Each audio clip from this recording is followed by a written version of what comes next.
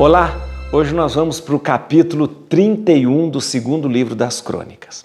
Atenção, o que nós vamos ver hoje? Nós vamos ver hoje a organização do culto feito pelos levitas e sacerdotes, ou seja, a organização das funções dos levitas e sacerdotes. Sabemos, todos nós sabemos, já estudamos isso, que os sacerdotes, eles sempre descendem da tribo de Levi.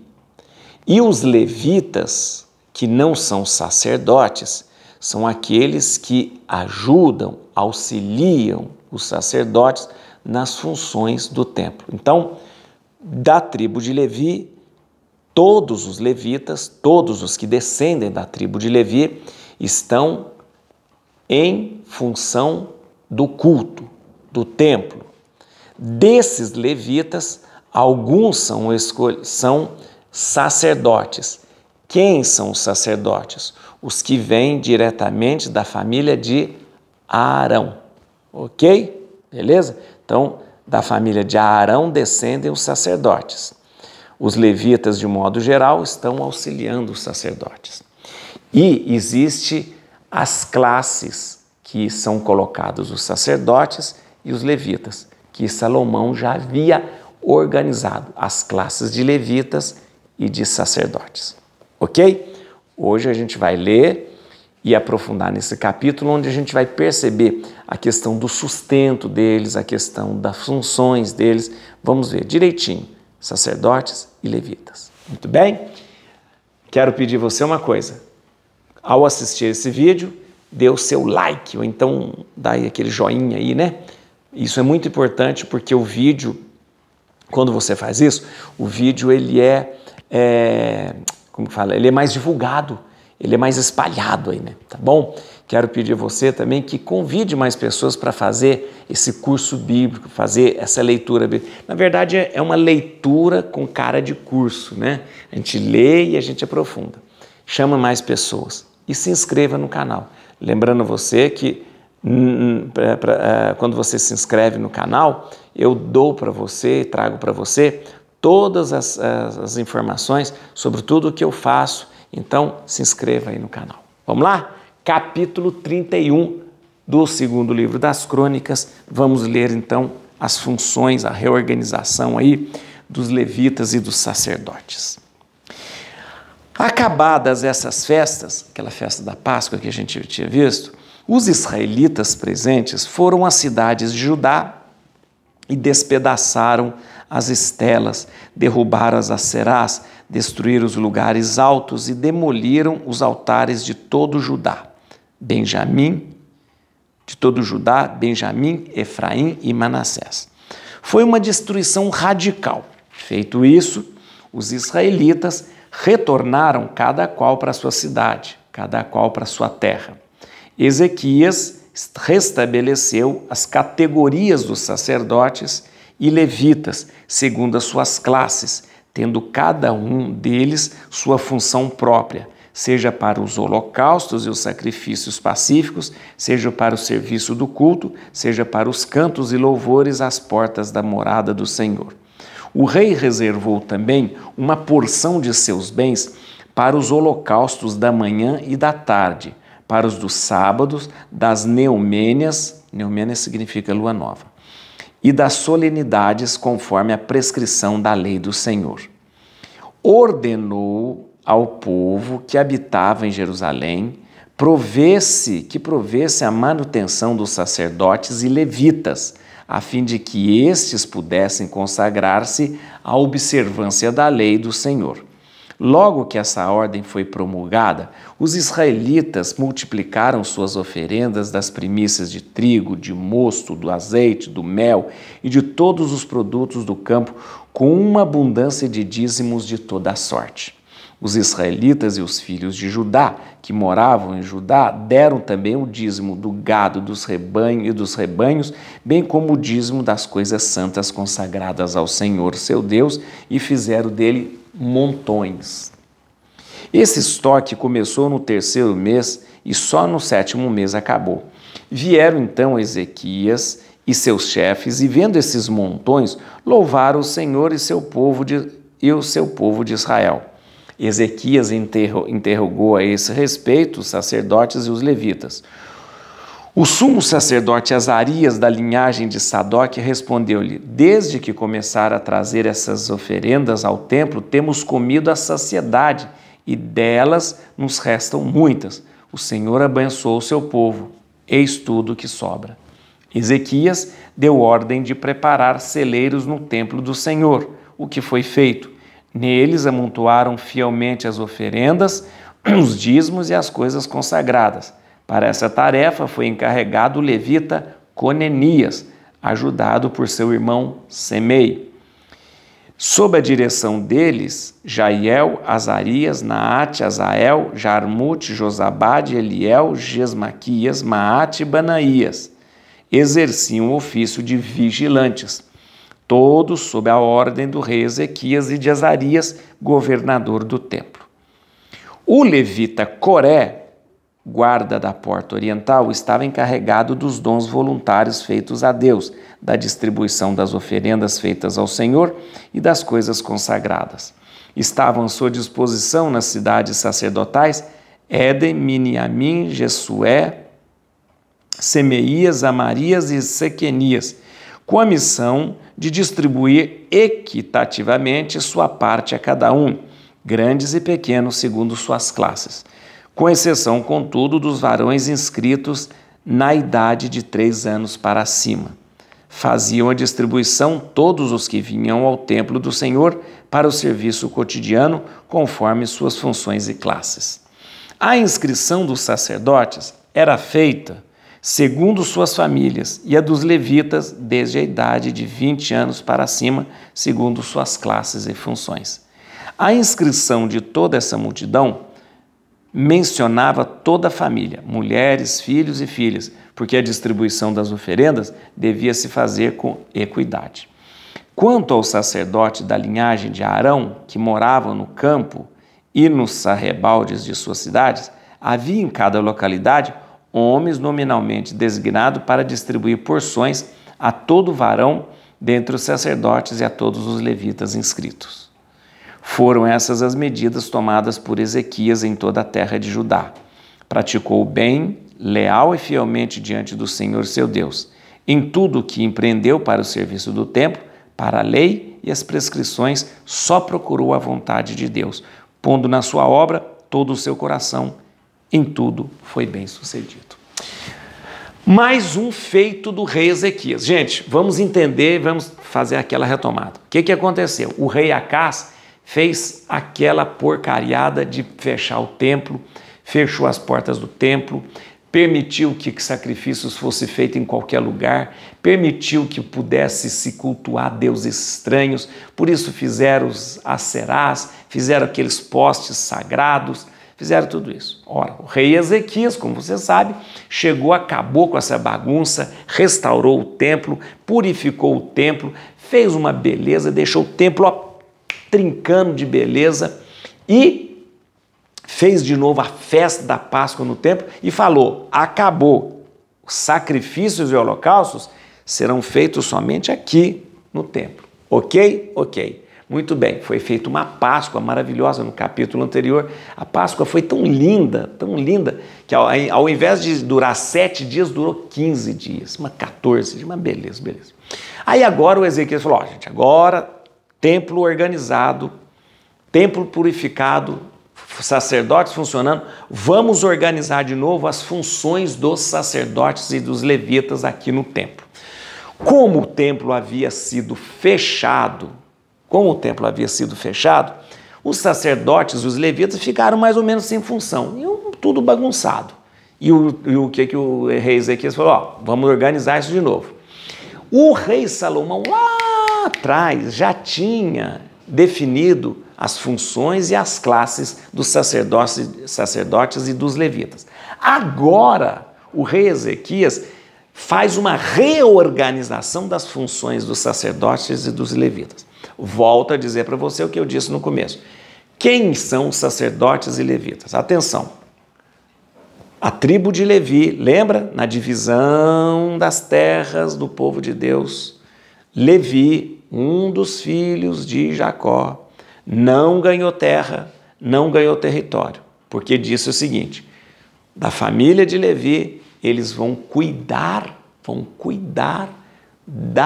do culto, vão cuidar de apresentar a Deus os sacrifícios e holocaustos.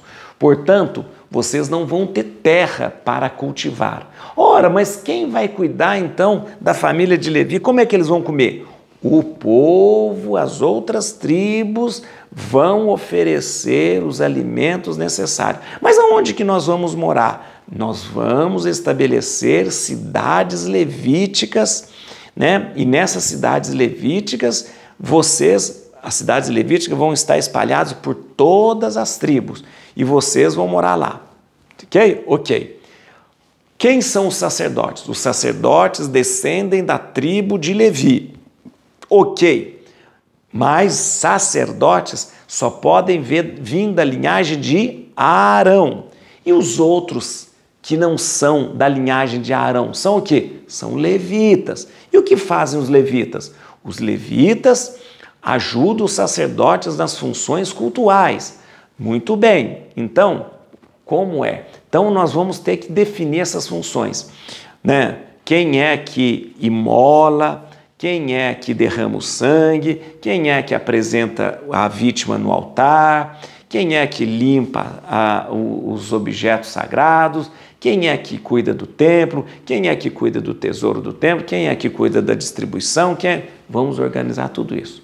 Aquilo que se refere ao templo, aquilo que se refere ao culto, é dos sacerdotes e levitas. E Ezequias faz essa organização. Veja que interessante. O Ezequias estabeleceu as categorias sacerdotes. Olha que interessante, ó. Com a função própria. Para o holocausto, para o sacrifício pacífico, para o serviço do culto, para o canto, para os louvores, as portas. Então tudo, ó. Tem levita e sacerdote. Quem é que vai ficar com o holocausto? Você. Quem é que vai ficar com o sacrifício pacífico? Você. Quem é que vai fazer o serviço aí do culto? Você. Quem é que vai ser os cantores? Vocês. Quem é que vai ser aqueles que vão louvar a porta? Vocês. Quem é que vai cuidar dos holocaustos da manhã? Quem é que vai cuidar do holocausto da tarde? E o rei Ezequias fez tudo isso. Isso tudo é função dos sacerdotes e levitas. Atenção, somente o sacerdote tem a permissão para pegar a gordura e colocar no altar. Somente o sacerdote tem permissão e direito de pegar toda a vítima de holocausto e colocar no altar. Mas o levita, ele pode ajudar a imolar, ele pode ajudar a esfolar a vítima, tem que esfolar a vítima, né? No caso do holocausto não precisa esfolar a vítima. O levita pode ajudar a esquartejar, né? Mas somente a função de oferecer no altar é do sacerdote. Ok? Tá bom. Muito bem. Tem classes.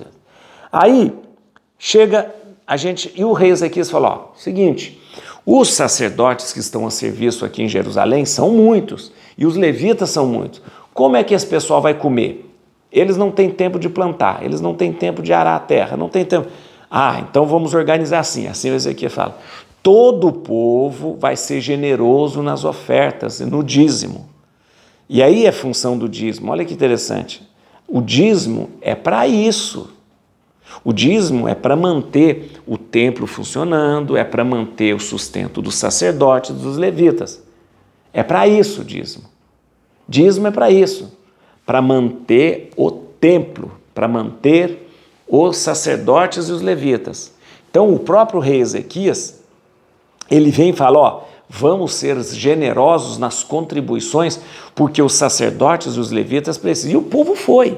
O povo oferecia oferendas, né? O povo oferecia mel, oferecia vinho, oferecia, carne, cereais, tudo. E apresentava o dízimo daquilo que eles colhiam.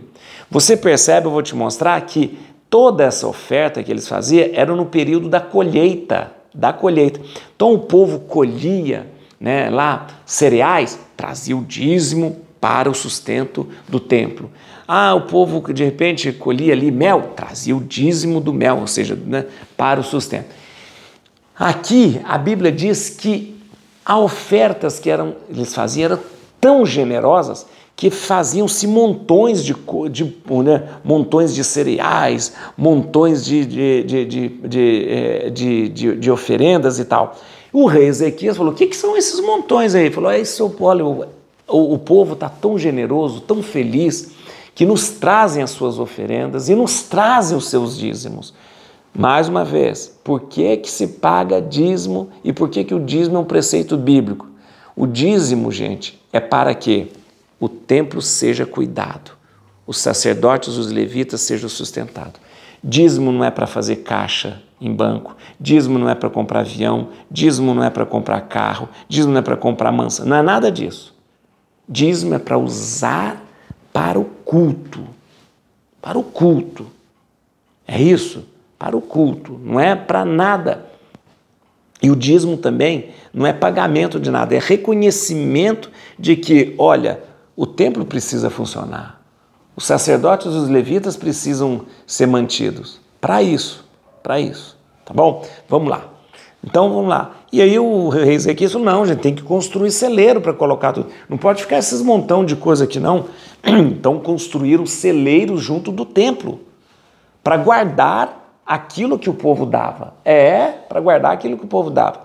E aí, o próprio rei Ezequias determinou ali as pessoas que iam cuidar de todas aquelas ofertas que chegavam para o sustento dos sacerdotes e levitas.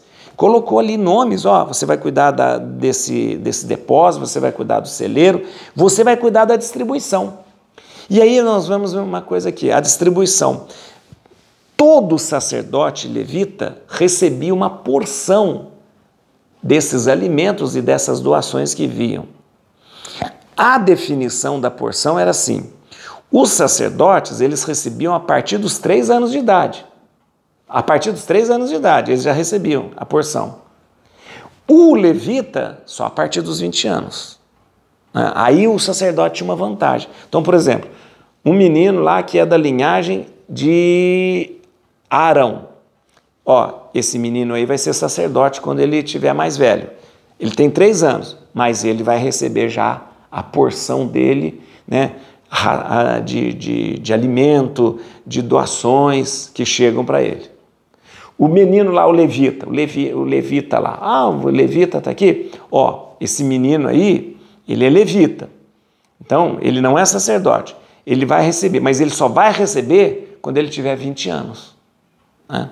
Então por isso que eu falei, de repente o levita, ele só começava a receber quando ele entrava para o serviço do culto, né? Porque a partir dos 20 anos ele começava a trabalhar no templo, começava a trabalhar apresentando-se como aquele que tinha suas funções no culto. Então ele começava a receber a partir dali, né? Então, de todas aquelas coisas que o povo trazia, carne, cereal, mel, vinho e tal, tudo isso era dividido para os levitas e para os sacerdotes. Os sacerdotes recebiam a partir dos 3 anos de idade e os levitas recebiam a partir dos 20 anos de idade. Tudo isso ficou organizadinho e estabelecido. Tá bom? Vamos lá. Vem cá. Vamos entrar aqui. Vamos ver alguns... Ficou claro? Acho que ficou, né? Vamos ver aqui. Versículo 2. Versículo 2 da reorganizada. 2. Ezequias estabeleceu as categorias dos sacerdotes e levitas segundo suas classes, tendo cada um deles sua função própria, seja para os holocaustos, os sacrifícios pacíficos, seja para o serviço do culto, seja para o canto e louvores às portas da morada do Senhor. Ele reorganizou, atenção, o Ezequias reorganizou. Por quê? Porque o rei anterior, o Acás, tinha fechado o templo, tinha acabado com a função dos sacerdotes, tinha acabado com a função dos levitas, estava uma bagunça nada. O rei Salomão lá atrás, ele já havia dividido os sacerdotes e os levitas nas suas diversas classes. O rei Ezequias agora reorganiza o papel de cada um no interior de cada classe. Ok? Ok. Versículo 3, vem cá. O rei reservou também uma porção de seus bens para os holocaustos da manhã e da tarde, para os do sábado, das novenas e das solenidades, conforme a prescrição da lei do Senhor. Você sabe que os holocaustos, sacrifícios, eles chegavam todos os dias feitos pelas pessoas. Mas havia uma prescrição no templo que teria que ser feito um holocausto de manhã, um holocausto à tarde. Um holocausto por causa das luas novas e por causa das festas. Aí, gente, quem é que oferecia estes animais para os holocaustos? Ora, geralmente o próprio templo oferecia, mas era comum, atenção, era comum que o rei fornecesse uma parte das vítimas do seu rebanho pessoal. Então, era comum, era normal, né? Então, olha, os holocaustos, os sacrifícios, vinham pelo povo, mas a obrigação do templo era, todos os dias, um holocausto pela manhã, um holocausto à tarde. Toda lua nova, holocausto. Toda festa, holocausto. Quem oferecia tudo isso? O próprio templo. E era normal que o próprio rei, falava, eu tenho meu rebanho, eu ofereço uma parte das vítimas, eu ofereço do meu rebanho pessoal. Versículo 7. Esse estoque começou... aqui fala do estoque, aqui fala de quando o rei... Fala assim, gente, os levitas, os sacerdotes precisam comer. Então eu quero pedir a vocês que deem do dízimo de vocês. Ou seja, deem daquilo que vocês colhem, do rebanho de vocês, daquilo que vocês produzem, vocês ofereçam. Vocês ofereçam para o sustento dos levitas e sacerdotes, para o sustento do templo. Aí o que aconteceu? Esse estoque começou no 3º mês e no 7º mês acabou. Ou seja, 3º mês até o 7º mês. Isso significa de maio a setembro. Maio a setembro. O que é esse maio a setembro? O período das colheitas. Então, esse estoque era feito a cada ano no período das colheitas. Enquanto o povo estava colhendo, eles iam levando estes alimentos, essas provisões para o templo, para o sustento dos sacerdotes e dos levitas. Versículo 16, aí eu já expliquei para você, vou explicar de novo. Com exceção, contudo, dos varões inscritos na idade de 3 anos para cima, fazia distribuição a todos que vinham ao templo do Senhor para o serviço cotidiano, conforme as suas funções e classes. Deixa eu explicar o que é isso. Porque o jeito que a Bíblia coloca fica complicado. É o seguinte, muito bem, quem é que recebia essas porções de alimento, de provisão e tal? Vou explicar de novo. Os sacerdotes, eles tinham o direito de receber essa porção a partir dos 3 anos de idade. Eles estavam incluídos no sistema de distribuição. Então, a partir dos 3 anos, menininho é sacerdote, ele vai ser sacerdote, ele é da família. Então, ele tem direito já de receber a porção dele, né, de alimento, de carne, de mel, de vinho, é dele. Que ele pode levar para a família dele, mas ele recebe ali. E o levita? O levitinho aqui, o levita. Não, o levitinho não pode receber ainda nada. Ele só vai receber a porção dele a partir dos 20 anos. Tá bom? Então os sacerdotes levavam uma vantagem doida nessa história. Porque a criança que seria sacerdote daqui uns 15, 17, 18 anos, ele já recebia a porção. O levitinho ali, tadinho, ele não recebia a sua porção, ele só ia receber quando ele tivesse 20 anos. Mas era assim feita a divisão, tá bom?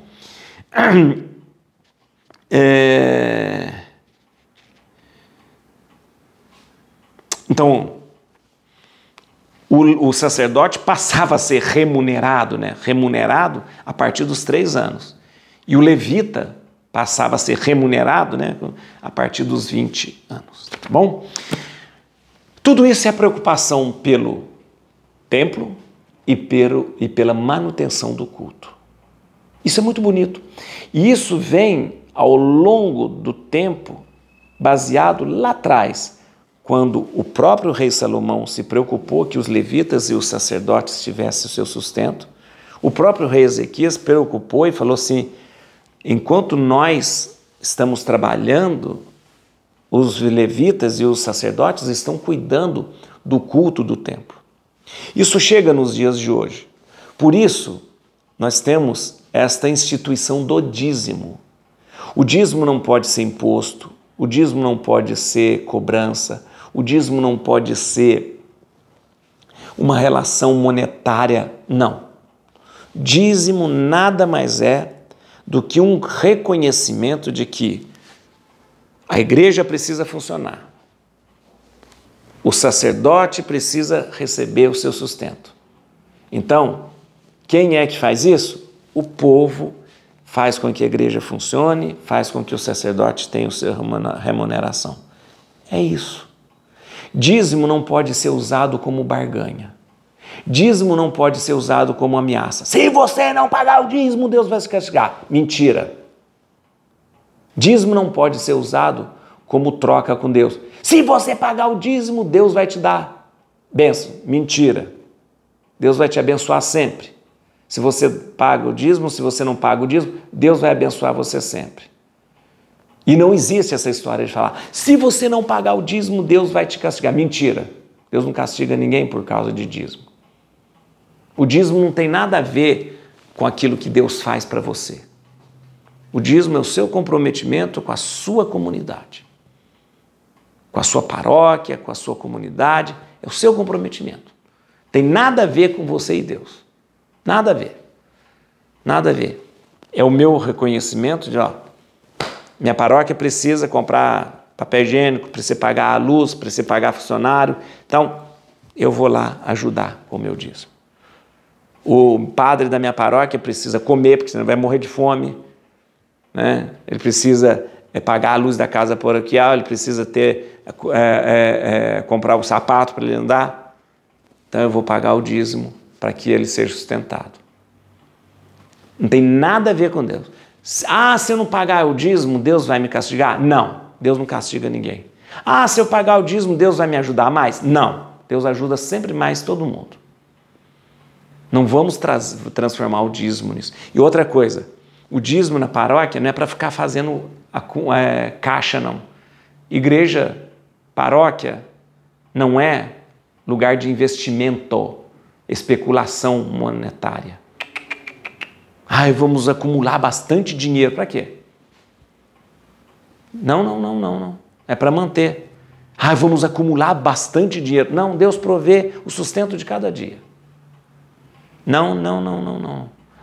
E não é isso, assim, nós temos que receber bastante dízimo porque nós precisamos comprar isso, comprar aquilo, comprar de diabo a quatro. Não.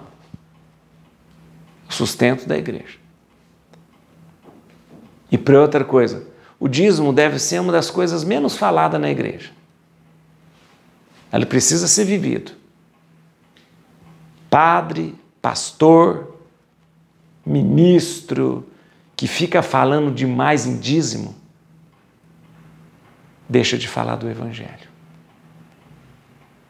Padre, pastor, pregador, que fica falando em dinheiro, deixa de falar da cruz e da ressurreição. Não mude as coisas na igreja.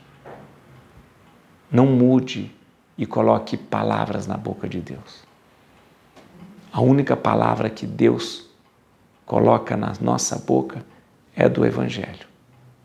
Pregue o Evangelho. Pregue mais Evangelho. Menos dízimo. Et crutim Domini, fugit partes adversa. Vite deleu de tribiuda, radix Davide. Aleluia.